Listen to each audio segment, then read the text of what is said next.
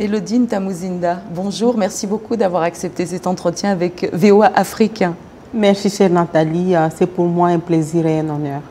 Alors, vous êtes spécialiste en entrepreneuriat féminin et des jeunes aussi.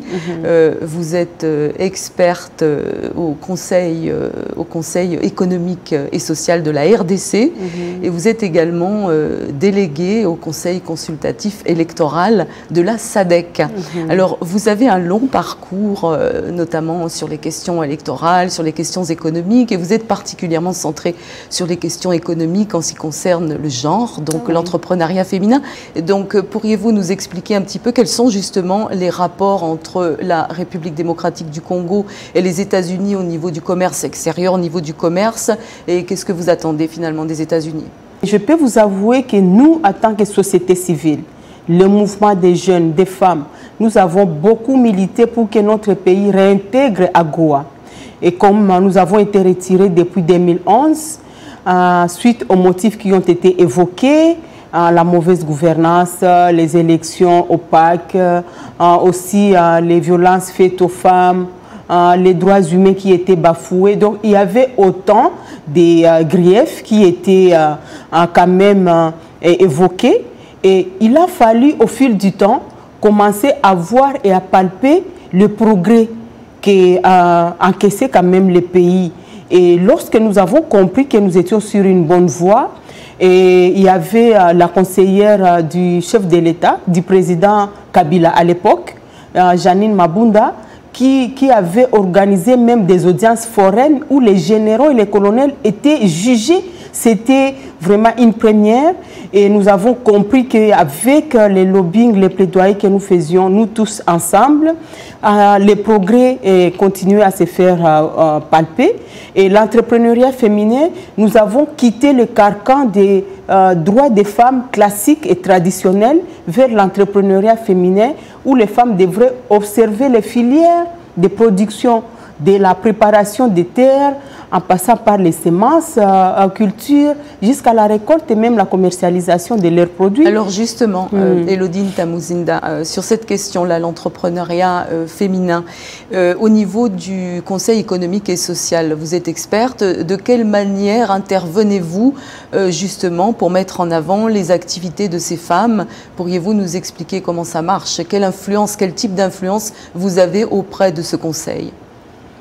Bon, d'abord, je peux dire que je suis experte au sein du Conseil économique et social aujourd'hui, puisque je viens de ces mouvements-là de femmes. Donc, nous avons suivi tous les parcours, tous les combats de l'entrepreneuriat féminin, voir comment la femme devrait être réellement autonome, puisque en parlant de l'autonomisation des femmes, ça ne se décrète pas. C'est un travail à faire, c'est un travail acharné. Alors, dans la sensibilisation et la mobilisation des femmes, il fallait aussi leur montrer comment réellement cette femme devrait créer ses propres entreprises. Alors, en créant les petites entreprises, il faut voir comment maintenant suivre les filières de production, de conditionnement et de la certification. Et là, il faut travailler avec le gouvernement. C'est pour cela que nous avons encouragé les partenariats entre la société civile et le gouvernement à travers le commerce extérieur, l'industrie. Il y a les services comme l'OCC qui certifie les produits. Alors, en sensibilisant les femmes, on doit leur montrer les voies. Et voilà qu'aujourd'hui, nous avons ces femmes qui produisent, qui transforment, qui conditionnent leurs produits, mais les produits doivent parachuter sur la table, sur les tables des différentes autorités, mais bien présentés dans les supermarchés, dans les shops, dans les différentes boutiques. Et donc, il faut que nous soyons maintenant à même de fournir les États-Unis, nous aussi. Les États-Unis, c'est un grand marché. Et donc, il y a AGOA qui est là. AGOA n'est pas seulement pour le Cameroun, le Niger et d'autres pays. L'AGOA, c'est aussi pour la RDC. Et c'est pour cela que nous avons plaidé pour que ces femmes qui produisent soient à même aussi d'exporter leurs marchandises. Et aujourd'hui, nous avons le ministre du Commerce extérieur qui comprend l'enjeu et nous ne devons que l'encourager et pousser davantage pour que le plaidoyer que nous avons mené, afin que la RDC soit réintégrée, que les femmes produisent et transforment et commercialisent, exportent au niveau de des États-Unis, soit une réalité. Au niveau électoral, vous êtes aussi donc délégué de la RDC au Conseil consultatif électoral de la SADC. Donc là, on parle au niveau régional.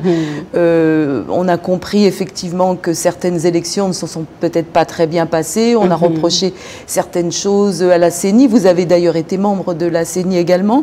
Et aujourd'hui, pourriez-vous nous expliquer un petit peu le concept finalement au niveau électoral, au niveau de la SADC, tout ce qui regroupe ces questions électorales et économiques, parce qu'on comprend que tout est lié, la sécurité, l'économie, les élections. Exactement.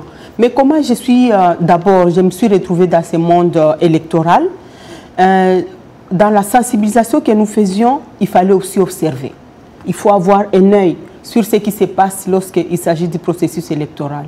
Et voilà qu'en 2006, lorsque nous avons eu les premières élections démocratiques, après Sun City, j'ai vraiment mobilisé les organisations des femmes et des jeunes, que nous devrions être parmi les observateurs. Et nous avons commencé ce périple, nous avons eu EISA, le PNUD, la MONUSCO et d'autres partenaires, d'autres ambassades aussi, d'autres pays qui sont sur les sols congolais, qui nous ont accompagnés. Nous avons été formés comment faire le rapport, comment le faire objectivement, comment ne pas être sentimental et comment respecter les principes. Et voilà que nous sommes vraiment expérimentés dans cela, jusqu'à ce qu'en 2013, les femmes de la RDC désignent leurs délégués pour les représenter au niveau de la Commission électorale nationale indépendante. Je ne m'y attendais pas, mais ces femmes m'ont fait confiance et voilà que j'ai été désignée pour les représenter. Et de 2013 en 2019, j'étais toujours au sein de la Commission électorale indépendante. J'ai vu les autorités défiler, j'étais toujours là. Et alors, j'ai été responsabilisée de diverses manières, ce qui m'a étonnée. De la société civile, j'ai été responsabilisée de suivre les partis politiques. Bon, moi, au début, j'avais dit, mais qu'est-ce que je vais faire avec les partis politiques? On a dit, madame, nous te connaissons, tu as les qualités de travailler en équipe, donc ça aussi, tu peux faire. Alors, j'ai fait confiance à mon président, Fé Abbé Maloumalou, paix à son âme, qui a voulu à ce que je sois formée et je lui dois beaucoup, à sa mémoire.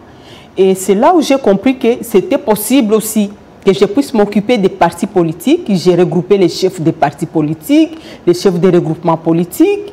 Je ne voyais pas mon âge à ce moment-là. Je voyais juste ce que je pouvais apporter.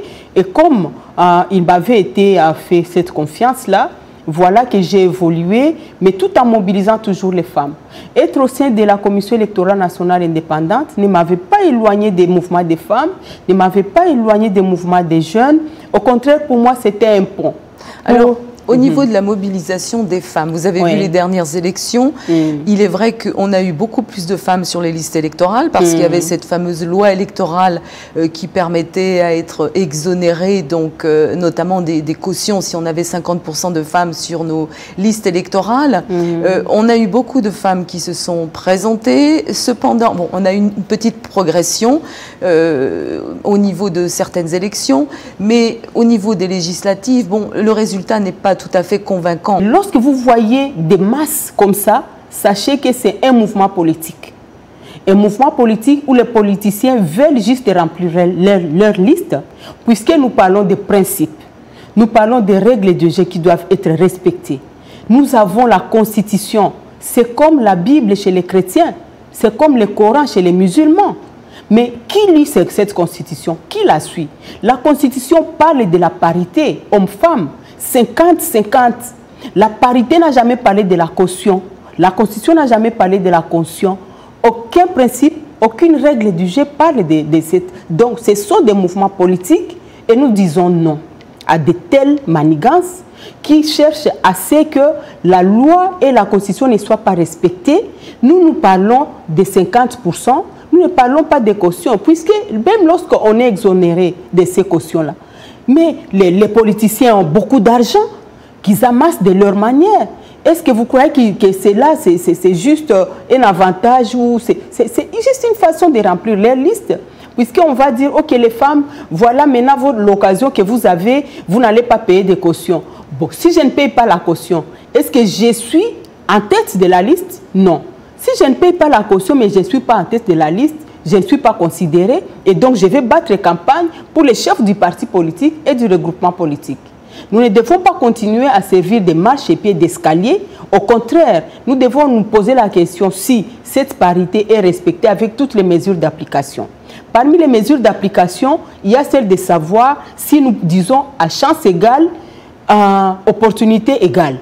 Vous ne pouvez pas me dire qu'Elodie est intelligente seulement lorsqu'elle doit servir d'expertise, d'experte, mais lorsque nous devons chercher celle qui va remplir la tâche peut-être en tête d'affiche, non, ça devient un homme. Absolument, c'est la question, toujours la question, les femmes tête de liste, etc. Ceci dit, la leçon qu'on peut tirer de la République démocratique du Congo, c'est que ça marche beaucoup mieux au niveau des nominations, avec l'exemple du dernier gouvernement. On a plus de 30% de femmes, vous avez maintenant une femme première ministre. Si on a des dirigeants qui respectent ce dont vous venez de parler, là ça peut fonctionner, n'est-ce pas? Là, nous disons merci, puisque c'est la volonté du chef de l'État d'avoir une femme première ministre, et c'est une première. Et voilà que nous avons été très contentes. Mais du moment où nous avons une femme première ministre, c'est pour maintenant aligner les femmes qu'il faut à la place qu'il faut. La question est de savoir, est-ce que cette femme a la marge de manœuvre? Bon, à supposer qu'il y ait des nominations de plusieurs femmes de la même manière que nous le voyons sur les listes des partis politiques. Et les femmes peut-être qui n'ont pas été préparées à diriger, mais c'est la première ministre qui répond. Mais il faut maintenant avoir la marge de manœuvre de diriger ce gouvernement pour qu'il y ait des résultats. Et en dirigeant le gouvernement, certes que les femmes aussi qui dirigent les ministères vont se retrouver et vont bien diriger puisque c'est un système. Donc nous voulons un système assaini et que la femme qui est à la tête soit réellement une femme qui dirige et qui produise les résultats, que demain on ne dise pas que les femmes ont échoué. Merci beaucoup. Elodie Tamuzinda, merci beaucoup pour cet entretien. Je rappelle que vous êtes experte en genre, en entrepreneuriat féminin. Vous êtes aussi experte sur les questions économiques et électorales. Merci en République démocratique du Congo, bien sûr. Merci beaucoup. Merci chère Nathalie, c'est pour nous un honneur.